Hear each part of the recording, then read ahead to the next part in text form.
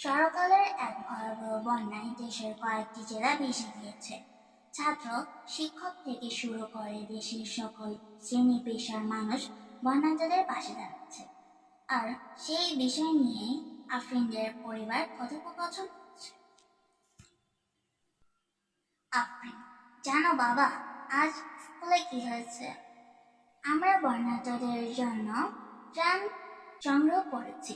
তারপর যত টাকা সংগ্রহ হয়েছিল সেটা ত্রাণ সংগ্রহ কমিটির কাছে পৌঁছে দিয়েছি।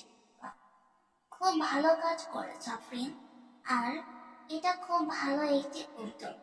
আমাদের সকলের উচিত এই সময়ে বন্যার্ত অসহায় মানুষগুলোর পাশে দাঁড়ানো।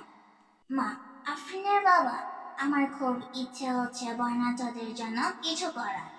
বাবা: হ্যাঁ, আজকে কিছু টাকা ভালো কোনো সংগঠনের হাতে তুলে দিব, যারা সরাসরি গিয়ে ত্রাণ পৌঁছে দিচ্ছে। আফরান: আব্বু, আম্মু, আপু, তোমাদের সবাইকে একটা কথা বলতে চাই। আমি আমার গত 2 বছরে মাটির ব্যাংকেতে জমানো সকল টাকা দিয়ে বন্যার্তদের পাশে দাঁড়াতে চাই।